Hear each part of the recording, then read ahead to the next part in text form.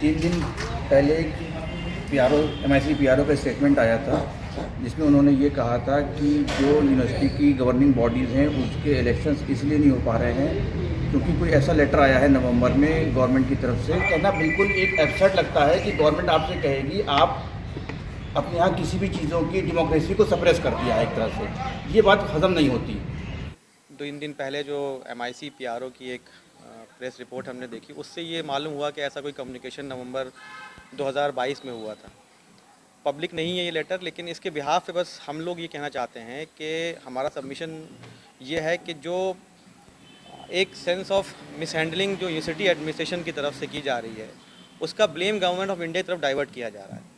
अव्वल तो ऐसा कोई लेटर नहीं है हमारी जानकारी के हिसाब से, और अगर कोई ऐसा लेटर है तो ये मानना बिल्कुल भी मुनासिब नहीं है कि गवर्नमेंट ऑफ इंडिया की तरफ से ऐसा कोई इंस्ट्रक्शन आ सकता है कि आप यूनिवर्सिटी की डेमोक्रेटिक बॉडीज़ की वैकेंसीज़ को फिलअप नहीं करें। हमें ये लगता है कि ये डेस्परेट अटैम्प्ट्स हैं यूनिवर्सिटी एडमिनिस्ट्रेशन की तरफ से अपनी अगली दावेदारी को पेश करने के लिए, और अगर ऐसा कोई लेटर है तो वो पब्लिक किया जाए। ये मिस हैंडलिंग जो यूनिवर्सिटी कर रही है उसका ब्लेम गवर्नमेंट ऑफ इंडिया की तरफ डालना, ये बिल्कुल हमें लगता है ये गलत है। साथ साथ में एक प्रेस कॉन्फ्रेंस भी हुई थी, तब लोगों को समझ में आया कि हमारी डिमांड ये थी कि सारी पोस्टों को जिसके लिए एक्सटेंशन मिला है वो पोस्टों को भरी जाए। जब ये बात आई तो पीआरओ ने 2 स्टेटमेंट दिए। पहली बार 2 मार्च को ये स्टेटमेंट था कि पैनल का कोरम पूरा हो रहा है, पैनल फिर भी बनाया जाएगा। एग्जीक्यूटिव काउंसिल और कोर्ट का पैनल कोरम पूरा होता है तो पैनल बनाया जा सकता है, जो कभी एमयू के इतिहास में ऐसा कभी हुआ नहीं है। मियरली कोरम पूरा होने पे एग्जीक्यूटिव काउंसिल, कोर्ट मेंबर इतनी बड़ी जिम्मेदारी और इतना बड़ा डिसीजन नहीं ले सकती है, नहीं लेना चाहिए। दूसरी बात है कि 3 तारीख को उन्होंने फिर से बयान दिया कि नहीं, उस पर बहुत सारे एतराज़ात हैं कि वो कोर्ट के जो डोनर्स कैटेगरी हैं या और भी जो कैटेगरी हैं उस पर गवर्नमेंट का एतराज़। अगर ऐसा कुछ है तो अचानक से 24 घंटे में कैसे एतराज़ आ गए, निकल के आ गई बात? पहले तो नहीं था, 2 तारीख के बयान में नहीं था, 3 तारीख के बयान में आ गया। और जिस पे ऐतराज़ नहीं उस पर तो कभी चुनाव होने, जिस पे ऐतराज़ है जैसा कि वो बता रहे हैं उसके चुनाव तो जनवरी में डोनर्स कैटेगरी के कराए गए हैं, फिर अक्टूबर में एजुकेशनल सोसाइटी के भी चुनाव हुए हैं, उसके भी इलेक्शंस हुए हैं। तो अगर कोई ऐसी कम्युनिकेशन हुई है सरकार से, जो मुझे लगता है कि नहीं है, अगर है तो उसको पब्लिक किया जाए।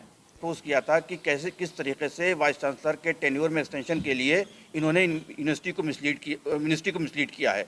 तो हमारा ये मानना है कि ये शायद फिर अपनी गलतियों का ब्लेम जो है वो मिनिस्ट्री के ऊपर थोपना चाहते हैं, गवर्नमेंट को ये यहाँ भी मिसलीड कर रहे हैं, गवर्नमेंट को भी और अली कम्युनिटी को भी।